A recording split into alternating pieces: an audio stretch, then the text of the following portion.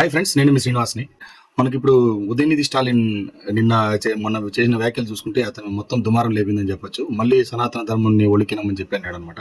ఒలికినం అంటే నిర్మూలించడం అనమాట. అంటే సనాతన ధర్మం అనేది ఉండకూడదు భూమి మీద అనే మరిగైతే అతను మాట్లాడుతున్నాడు. ఈ మాట మాట్లాడినందుకే వాళ్ళని నేరుగా తీసుకుని పోయి ఆపోజిషన్లో కూర్చోబెట్టారు. ఆ రెండు పార్టీలు, ద్రవిడ పార్టీలు రెండింటినీ ఇదే మారిన దవడ పాల్గొట్టేటట్టుగా జనాలు తీర్మానం ఇచ్చేసి బయట పంపించేశారనమాట. ఇన్ని జరిగిన తర్వాత కూడా మళ్ళీ ఇదే మాట చెప్తున్నాడు. నెక్స్ట్ అంటే ఇప్పుడు మీకు సనాతన ధర్మం అవసరం లేదు, హిందూ క్రిస్టియన్స్ ముస్లిమ్స్ ఉంటే సరిపోతుంది. ఓకే, వీళ్ళ వల్ల ఓటేస్తే మీరు గెలుస్తారా? ఒకవేళ ఇప్పుడు మీరు గెలిచిన చోట, అదే ఉదయనిధి స్టాలిన్ గెలిచిన చోట ఓన్లీ ముస్లిమ్స్ క్రిస్టియన్స్ మాత్రమే ఓటేశారా? మన హిందూ మతం వాళ్ళు, సనాతన ధర్మం పాటించే వాళ్ళు ఎవరు ఓటు వేయలేదా? ఓటు వేయకుండానే ఇతను గెలిచాడా? అంటే జనాలు సనాతన ధర్మం పాటించే వాళ్ళు ఓట్లు మాత్రం కావాలి, కానీ సనాతన ధర్మం ఉండకూడదు. ఇప్పుడు దీంట్లో కూడా ఇప్పుడు వచ్చింది విజయ్ జోసఫ్, అతను క్రిస్టియనే.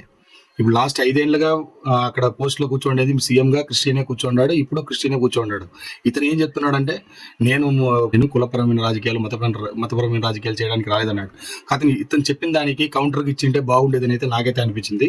అదేమో నేను రెండు విన్నానండి, అతను మాట్లాడింది విన్నాను, ఇతను మాట్లాడింది విన్నాను, కానీ నాకక్కడ అది కరెక్ట్ అని అయితే అనిపించలేదు, అతనికి కౌంటర్ ఇచ్చినట్టయితే అనిపించలేదు అనమాట.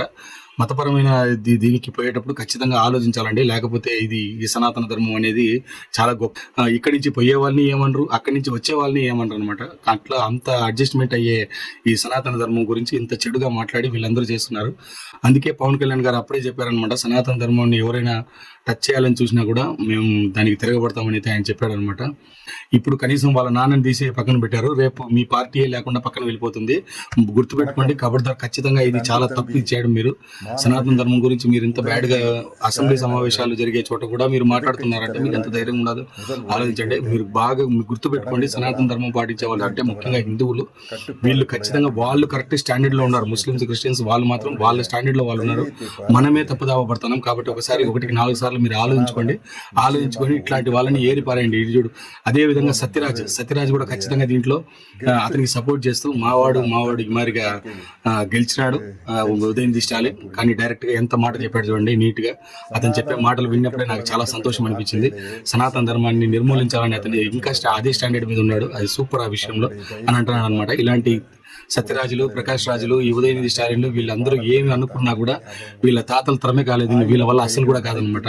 ఎంతో మంది డచ్ వాళ్ళు, ఎంతో మంది పోర్చుగీస్లు, బ్రిటిషర్స్, అలాగే ముస్లిమ్స్ వీళ్ళందరూ వచ్చినా కూడా ఈ సనాతన ధర్మాన్ని ఏం చేయలేకపోయారు. వీడి వల్ల అసలు కూడా కాదనమాట. ఇంతే ఫ్రెండ్స్, వీడియో మీకేమనిపించిందో నా కామెంట్స్ రూపంలో తెలియజేయండి. వీడియో నచ్చితే లైక్ చేసి, షేర్ చేసి, సబ్స్క్రైబ్ చేయండి.